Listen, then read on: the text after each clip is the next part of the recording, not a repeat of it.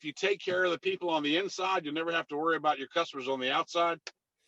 And I really believe in that type of a culture. I got really my degree in the car, listening to Zig Ziglar, Norman Vincent Peale, Brian Tracy, eventually then later on Tony Robbins. Did you witness different leadership styles, or did you find commonality in leadership practices and leadership methodology, or what one culture thought leadership was versus the other culture? And how did that impact even what you think about leadership today? However, if you want to have an organization and to sustain the organization and grow it, create a leadership model with good practices and values and ethics, get people to understand what those are, teach that, let them follow that, and then go forth. Welcome to the Bo and Luke Show, a podcast designed to inspire you to be better, know better, and do better. You can connect with Bo and Luke on social media at The Bo and Luke Show, or send us an email at fanfeedback@theboandlukeshow.com. Brought to you by Sound United. Without further ado, let's get after it.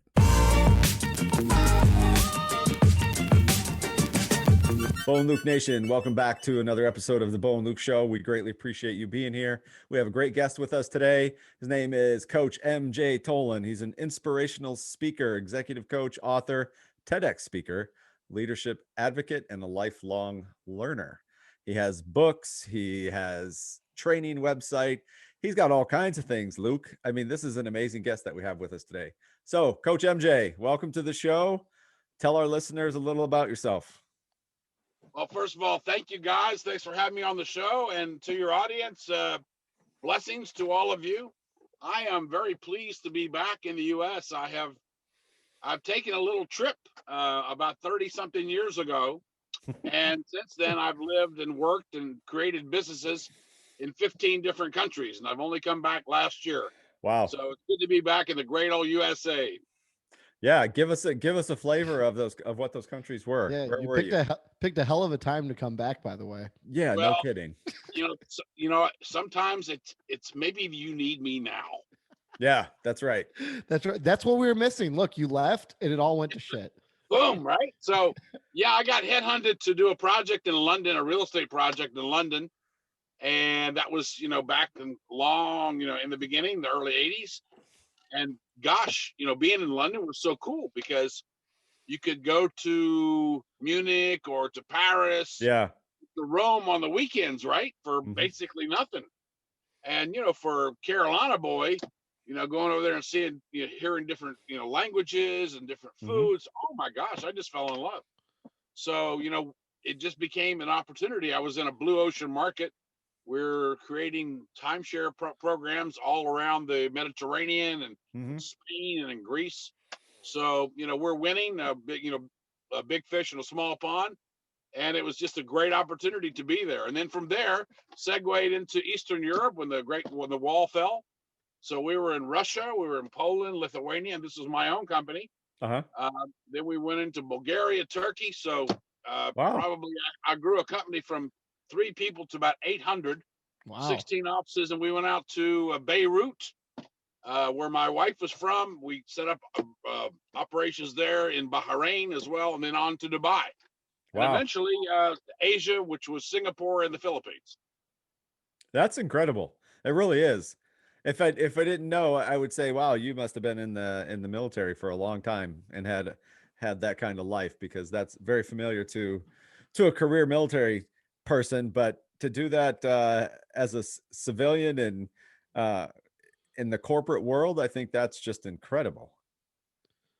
Yeah, Truly incredible. Definitely. I had a lot of admiration for military people, of course, wherever I went, but I didn't always get to see them in the places that I was.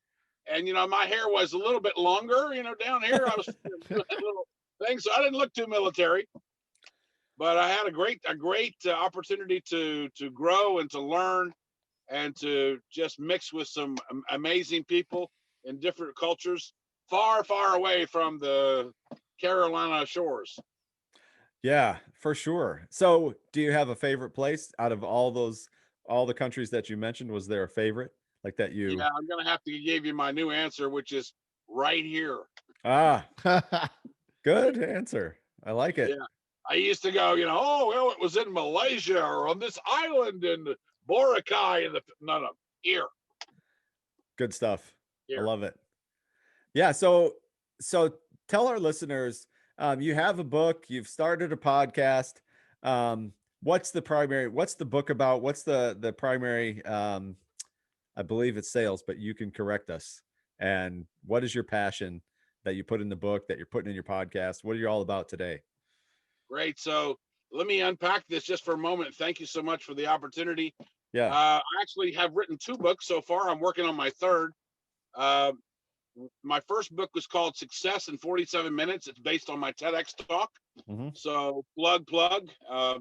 Michael J. Tolan, I think, was my stage name. Now it's Coach MJ.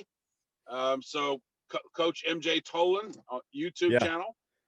You also will find that my second book, which is Executive Powers, is my leadership book. And this is based on me being a young entrepreneur, growing into that owner, and then growing in from an owner to a CEO in the same group over a 15-year period, and all the mistakes that I would make as a leader, which I apologize for at the beginning of the book, because you just don't know.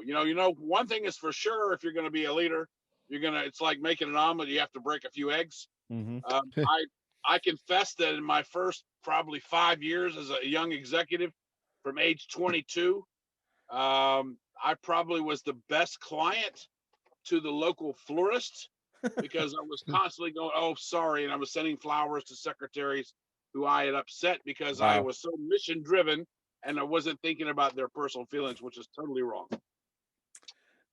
So my book is called Executive Powers, and it is just a recap of all the things that I believe in today's philosophy. My whole philosophy about leadership is that people who work in your organization are like your fingers.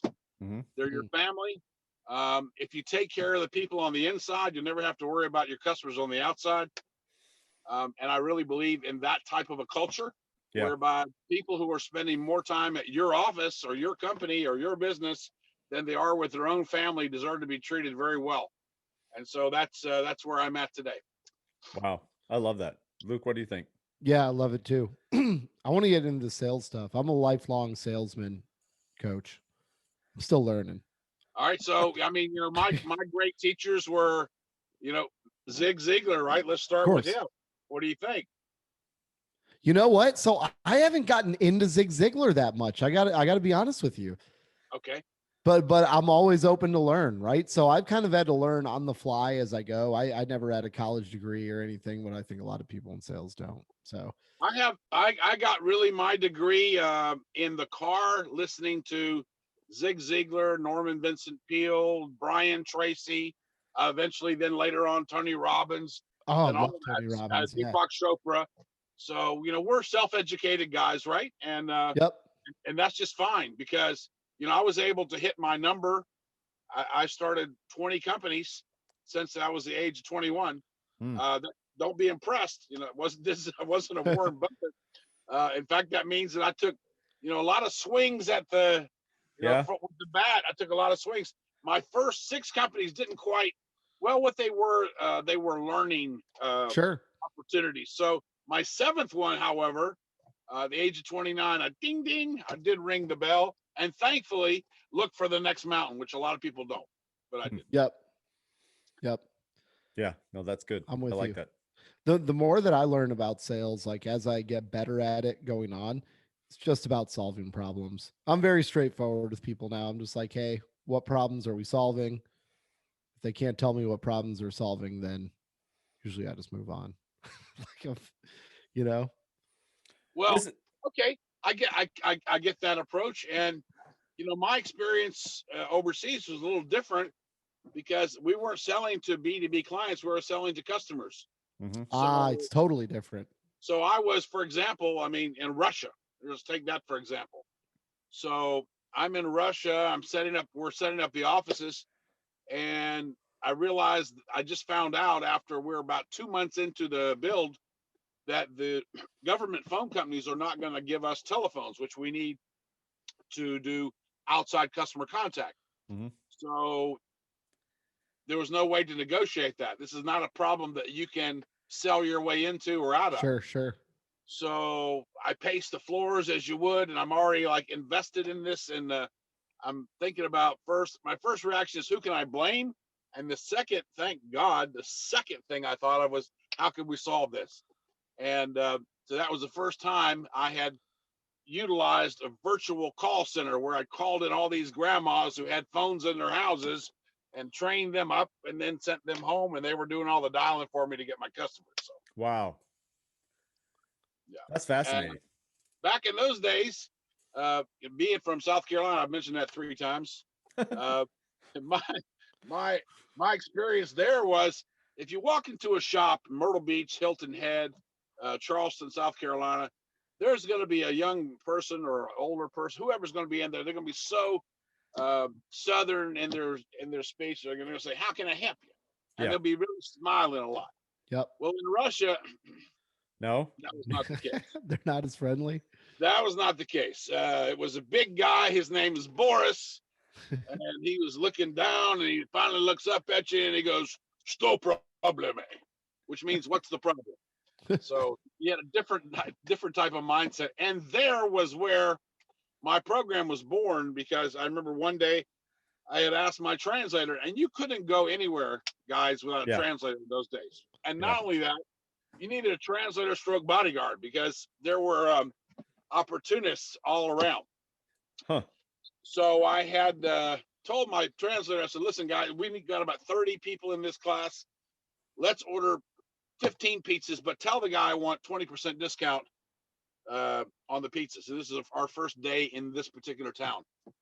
And he goes, "Sorry, but Mister, no problem. It's not possible in my country."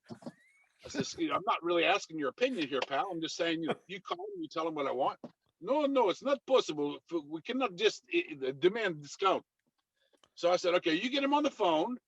I speak a word, you speak a word, and we'll get it done." So I got him on the phone, and finally, we got our discount. And nice. I walked up to the whiteboard. That's what they called those things back then. Yeah. And I took a black pen. I wrote "impossible," which is what he kept saying. And then I took a red magic marker between the I and the M, and I said, "The emphasis is on I'm possible." So that's where my kind of inspirational seminars were born. And then I began to take those into different countries, wherever I was, including eventually Dubai, right next to when Tom Cruise was doing a Mission Impossible film there. I don't know if you know that or not. He did one of his movies there. Mm-hmm. And I was doing a Mission Impossible event, so I had hundreds of people and all this. So I actually called out Tom Cruise at the conference. I said, "Listen, I heard Tom Cruise is in town." I said, "Tom, if you're listening, I'd like to challenge you to an old Zig Ziglar game of darts. And the winner will get 1 million euros, but it'll be paid to a charity of their choice. And I'm good for it. So come on over, you coward." And it was like that. Yes. I said, the only difference is, because I'm doing Mission Impossible and he's doing Mission Impossible, the difference is that when Tom does come, we're going to blindfold him and we're going to turn him around about 25 times, and then we're going to let him try. And the little girl says, "Well, that's not fair. Tom can't see the target." I said, "That's exactly right, baby. How can you hit a target you cannot see?" There you go. Boom. Did Tom show up? Of course not. Tom, if you're listening, you missed your chance. You can still do it. Yeah, we could probably resurrect it. On the internet. Yeah, for sure. But I love the name, and I love that because a lot of times the best names, the best titles, they're drawn out of authenticity, and yours is that. So Mission Impossible. Thank you for sharing that story, because I mean I love the title even before we heard the story, because it's powerful. Mission I'm possible, right? So it's just taking the I am, back it up a little bit from the P, and you've just changed the entire meaning of that phrase. Yes, and that was the whole platform for the podcast that I created. This is a COVID podcast, but because as a speaker, if you don't have an audience, what do you do? Yeah, you surely don't speak. You better find one. Well, you can sing in the shower. Yeah. but that's about as far as you get. So I discovered this podcast opportunity. I never heard of a podcast before, guys. All due respect, I just got back, so count me in as the man who was frozen in ice for 30 years.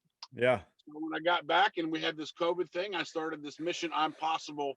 Actually, it's called the Real Mission I'm Possible Show with Coach MJ. Mm-hmm. And I went after guests that I had already known about or been in touch with. Mm-hmm. For example, my golden guest was Jessica Cox. Jessica Cox was born with no arms. Wow. And as a young girl, her parents supported her, nurtured her, loved her, Mm-hmm. and she wanted to learn how to dance as a young little girl. And so she thought maybe it would be a good idea to dance in the second row. And the teacher encouraged her to dance in the front row toward the audience. And she began to really get off on the idea of being appreciated in an audience. Yeah. And that she could actually do something, even with no arms. So her second foray into, well, why not? What's possible? Maybe I am. Is she wanted to learn martial arts. So as a young kid, around 12, 13 years old, she started to to Taekwondo. Mm-hmm. Taekwondo. And she became an accomplished black belt. Wow. And I was really impressed with that until I found out that at the age of 15 or 16, she wanted to learn how to drive a car. So here's somebody who doesn't have any arms, has going through life, has learned how to dress themselves, has learned how to tie their own shoe with their toe. Amazing. Go figure. Wow. Has learned, has become a black belt in Taekwondo, has gotten a driver's license in the state of Arizona Mm-hmm. to drive a car without modifications, and has now decided in her 20s that she wants to learn to fly. And that's where I just drive. That's it. That's my girl. Wherever you are, I'm going to find you. Yeah. So I found Jessica Cox, and she had just a week before she's just getting ready to do this called the Flight of Hope, where she was taking Senator Harkin from Washington, D.C. to his home in her plane that was donated to her foundation. And she was the pilot, and she dropped him off, and then she continued her journey across the United States. Amazing. As a pilot, flying a plane. Yeah. If you're in sales and you've got to motivate salespeople, that was me. I'm not just motivating salespeople. I'm motivating salespeople in the Russian language or the Turkish language or the Arabic language in their culture with a translator. And so, to be able to really get through, in the neuroscience of it all, you need as much support as you can get. And the support I was getting was stories like this. Yeah. And if you have somebody like a hero, like a superhero, like Jessica Cox, to say, hey, listen, I don't know what your excuse is today, why you're not getting up on your goals, why you're not getting out at it, what you're thinking is not possible. Why don't we talk about this person?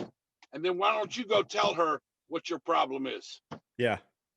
And that's powerful. Yep. Man, that gets me excited. That makes me, right? Yeah.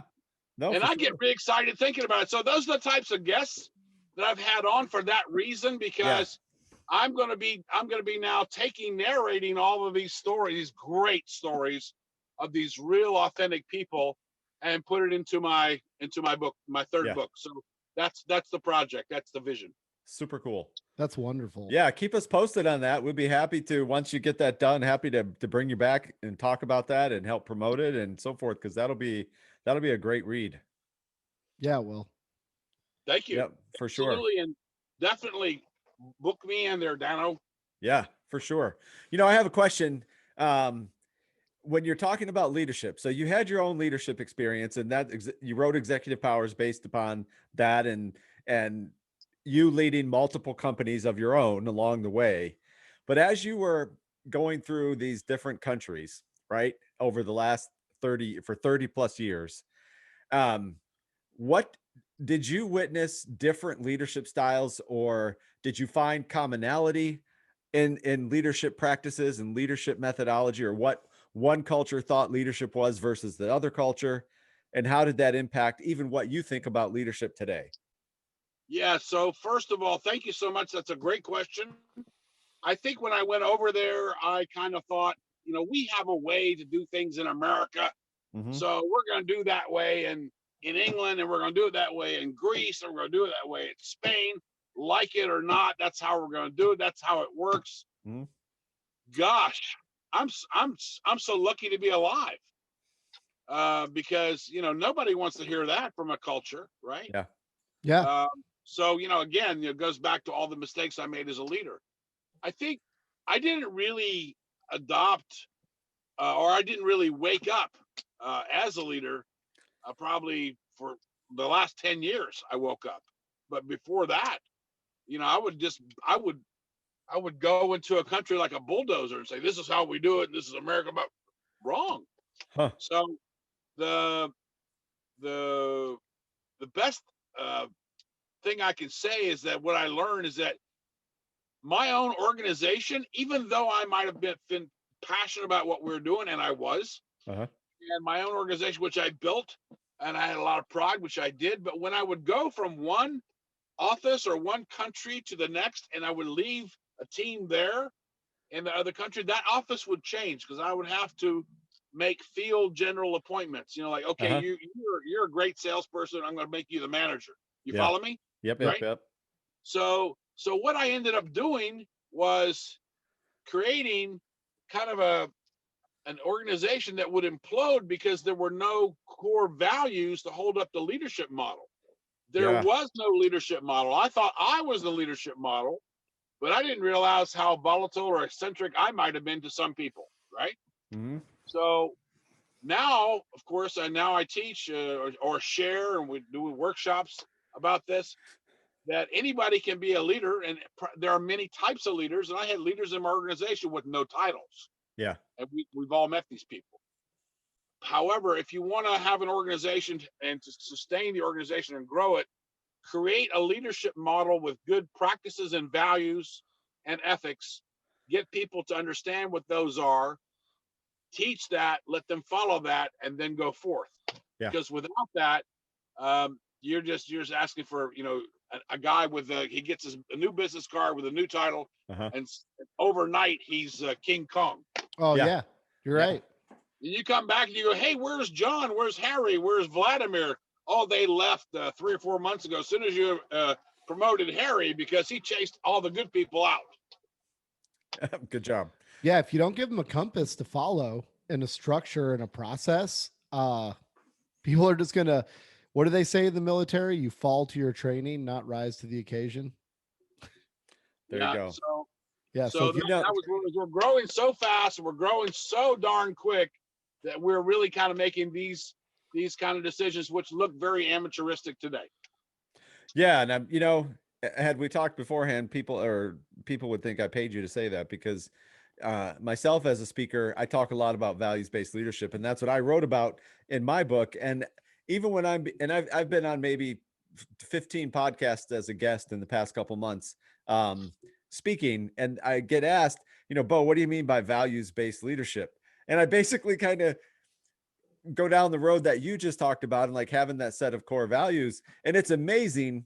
It truly is amazing that there aren't more organizations that already get that, right? That whether they're just going too fast or they don't have the compass set, and they really don't understand that between the ethics and having the values in order to get alignment across your whole company, they're just not going to go down the path that they thought they would go down. Right. So yeah, if you tell somebody, okay, I want you to all draw, this is what I taught in my workshop, all draw a picture of a flying machine. No words, just draw it out. Flying machine. Okay, you got 30 seconds. Draw that out. Or everybody hold it up. So you got some people holding a spaceship, some people holding a helicopter, a hot air balloon, different things, right? Mm-hmm. And then when I show them a motorcycle going through a window, I said, that's a flying machine too, isn't it? So when you're teaching somebody, be very specific about what it is you want them to do. Then I draw a picture of an F-16 fighter jet. And I give them all tracing paper. I said, can you draw this now that you know what it's supposed to look like? And they can all draw it because they can trace it. because there's a model built. And that's how the architecture of my leadership program comes to life, because of the practices that are put in place where it's clear for them to see and easy for them to follow. And it's simple. Absolutely. Yeah, it's got to be simple for anything to work. Yeah, not At overly least for me. complicated. Yeah, at least for me. Maybe there's other people out there that are more advanced, but No, I think you're on it, man. I do. When you talk about that, I think about the Affordable Care Act. Right now, I was talking about that with someone earlier today as an example, right? And when you overcomplicate something and you write a 26,000 page, and our government does this all the time, and this is not about one administration or the next, but you write these long, complicated, complex documents. It just takes forever for someone to actually implement anything out of such a contraption, if you will. yeah. Even like bills that go to simple, the Senate stupid. that are like 5,000 pages long. Yeah, that's what I'm talking about, right? So when you have a model like Coach is talking about, and it's something that you can really get everybody behind and they can see it, it's powerful. There's power in the simpleness of such. Seems simple, but it's very powerful. Wouldn't it be great if all bills sent to the Senate just had to be like a resume, just one page? Yeah, too many people have to justify their jobs. Luke, Yeah, just make it super simple. One page. If you can't fit it on one page, we'll take a different vote. Yeah, they need to hire Coach MJ to come teach them how to do that. I would love to see that. I would love to see. I would tune in. What is it on like C-SPAN when they just videotape them in session? I'd watch Coach MJ on that. Yep, I would too. That'd be a good one. So, Coach, so you're doing your podcast. How often does your podcast come out? Well, we just finished season 1, so that's 12 episodes, and now that's being loaded up on the other platforms. I think right now we're just on Spotify. Now we've applied to Apple and all the other guys. We're way behind you guys, but you're my inspiration. Good, I love it. Oh, I love your merch, by the way. Just a quick shout out for your merch. It's awesome. This is all Bo. Bo makes all this. He sends it to me. He's amazing. He's quite a designer. Yeah, you can see in a picture over my shoulder back here, that's me, and it's a calendar my daughter had made, but it's my granddaughter is next to me in that picture, and she's wearing her little onesie with her Bo and Luke Show logo right on the front. So yeah, thank you, appreciate that. Yep, and by the way, it is, I think, the only show in the United States of America in the merch section of your site that actually has onesies. It might be. Yeah. Might be. Oh, how about that? Well, we have a huge baby following, so they love it. We have, when you look at our demographics, and, we have quite a few of our listeners who are in the millennial generation between like 18 and 26, which makes me incredibly happy that they're tuning into podcasts and so forth, and they're raising families or starting families, and then you jump into the next age group, and that accounts total between like 18 to 34 is like 30% of our listenership. So you got to give them the merch that they need. That's right. I got you. Yeah. I think we get those young folks because we tell them how to figure stuff out, Let me ask you, Coach. So we always like to give the listeners something that they can listen to, go away with, and implement just right away. Right. So what I will ask you, and I know you're going to have an awesome answer for it, is how do you yourself, and then how do you coach people to stay out of funks? So like, let's say you get in like a sales funk, a life funk. Everybody does it. We call it like the peaks and valleys, right? How do you snap out of that? And what do you tell somebody that you see is going down that path? I'm just going to let you take that wherever you want. I think I want to give you the real answer. I gave a talk at a conference 2 years ago, and it was all about organizations that have process sales, and their process sales representatives are pushed out to do a 1-call close, and then they were given a 2.5-hour presentation. They were getting no, and so they had a lot of rejection they were dealing with. And then they were picked up and told, okay, go, there's another client. And 3 minutes later, they had to start all over again. That's soul destroying. And it's real easy to get into this, what you're calling the funk. The fastest way out of this is to create an anchor for yourself. I have my own anchor. It's laughing. Even if there's nothing funny, I'm going to find a way to laugh, and I'm going to laugh myself out of it so that I can have a look at it from 40,000 feet again and not be stuck into the mud where I thought I was. It's powerful. Yeah, I agree. My father has a good saying that I like. It always remembers me to take everything with a grain of salt. What he says is to be successful in life, just take everything really seriously except for yourself. Ain't it the truth? Ain't it the truth? Yep. And if that doesn't work, use some of the neuro-linguistic programming techniques that Tony Robbins was teaching back in the late 80s. And just imagine yourself in a lion's costume in the movie The Wizard of Oz, and your face is in there. And just have a look at yourself in the mirror. And if you haven't figured out by now that everything's going to be okay, have courage and take another step, even if your knees are shaking. I love it. Yeah, I love it. That's good stuff. it is good stuff. So, Coach, for our folks listening, and even for myself, I'm not. I tell Luke all the time, sales is not my forte. I wish it was. I need it to be, and I'm learning, and I learn a lot from my co-host. Do you have like a top 3 or top 5 best practices that you've experienced when it comes to sales that gets someone down the right path or puts them in the position to actually close a deal or close a sale, whether that's business to consumer or business to business? Yeah, it wouldn't matter. The number one is make sure that you understand, appreciate, and honor the product that you're selling, that you can sell that to your mother. Got it. Yeah, I've done that before. It's funny you mentioned that. I've literally said, Mom, get on the Zoom. I want to show you this PowerPoint. And if you don't understand it, I'm going back to the drawing board. Okay, so you're begging for some empathy right in the beginning. So no, what I'm saying is, so my mom didn't know anything about what I'm selling, right? Yeah. Yeah. So she'll be honest with me, and if she's asking questions like, "Hey, what does this mean on this slide?" Then I'm like, "Oh shit, I got to go back," and I'm not making it simple. Yeah, and then secondly, does your product service, as you go back to your the first comment about sales, does it solve a problem or does it serve a need? And if it does, then is there a value proposition that really feels right so that if they do have this, their life will be better off? Mm-hmm. If you've got those 3 things lined up, they're unstoppable. Yep. I like to say too, like 2 of the biggest obstacles that I've found in sales, or the ways that you can kill a deal, is sales reps. They don't make it memorable and they don't make it understandable. And if somebody doesn't understand something, they are not going to tell you they don't understand it. They're just not going to buy, because then they have to sit there and admit, well, hey, I don't understand this.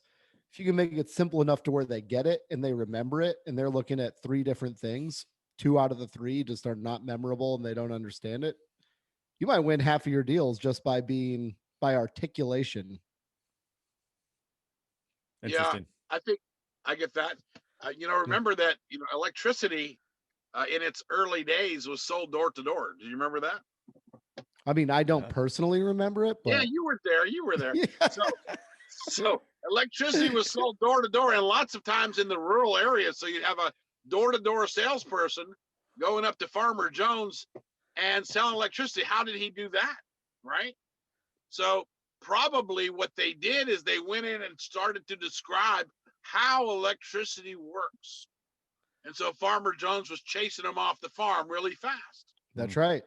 But when they can show them how it works and show them, you don't have to explain about whether it was Tesla who came up with the idea or if it was Edison that came up with the idea and all of the equipment that goes behind. But there's a switch. When you turn the switch, your chickens will stay up later and they'll lay more eggs. Sold. Yeah. Hit the switch. Yeah. Well, I love that the elevator pitch. Most people think it's like when you get in an elevator and you got 30 seconds like before they get on the elevator. That's not where it came from. It came from the Otis Elevator Company at the World's Fair in Chicago. And they had this big elevator set up that was open in the World's Fair. And there's a big problem back then where elevators didn't have brakes and people were dying regularly because the ropes would break and they just plunge to their death, right? So what Otis did is he put in a bunch of people in this big open looking elevator shaft, went up there with an axe and chopped the rope at the top, and the elevator dropped a few feet and then the brakes kicked in. And that's where the term elevator pitch came from, because it was just saying, hey, it's a simple way of showing somebody what it does. Back to your electricity, you explain how electricity works, you get chased off the farm. You put a light in the middle of the room and just turn on the switch, done deal. Yeah. So back to simplicity. Yep. And then, how do I work it? How do I drive? Where's the key? How do I turn this car on? How do I go from here to where I want to go? That's right. Yeah. Wow. Super good. Appreciate that. Simple. Those are great terms. So for all of our listeners, great concepts. Pause, rewind, listen to that again, write it down, take it with you, use it, and employ it in your daily activity when you're selling. That's fantastic. I love it. So this has been fantastic, Coach. This has been just truly fantastic. Lots of individual topics. We could probably bring you back and like really drill into any one of those topics for detail. Love the fact that you bring to our listeners this truly a global approach or a global background of having been across the world and working in different countries and so forth. That is rare. It's not many people can say that they have done that. And we appreciate you bringing all of that value to our show and sharing that with our listeners. So thank you. Yes, thank you. My great honor, my great privilege and pleasure. Thank you, guys. Welcome back to the States. Yeah, welcome back to the good old USA. Yeah. Thank you, brothers.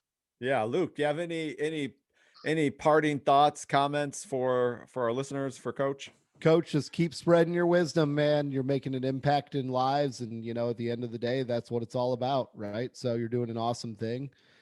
Keep it up. You're always welcome back on the Bo and Luke show. And so absolutely. So Coach, take us out. Tell our listeners how they can find you, how they can find your programs, find your book, and so forth. So, first of all, my YouTube channel is Coach MJ Tolan, Tolan. So you'll see our episodes that we've already put up on Coach MJ Tolan on YouTube. And then the show is called The Real Mission I'm Possible Show with Coach MJ. So that's on Spotify now and soon to be on other platforms. I think it's on Amazon now, and we're working on that. Everything is being bootstrapped. It's a crazy time. And yet in this crazy time, we believe that these stories are not only inspiring me, but I hope that they will inspire other people to have the wherewithal to get up, shake it off, laugh it off, and get back out there and get it done.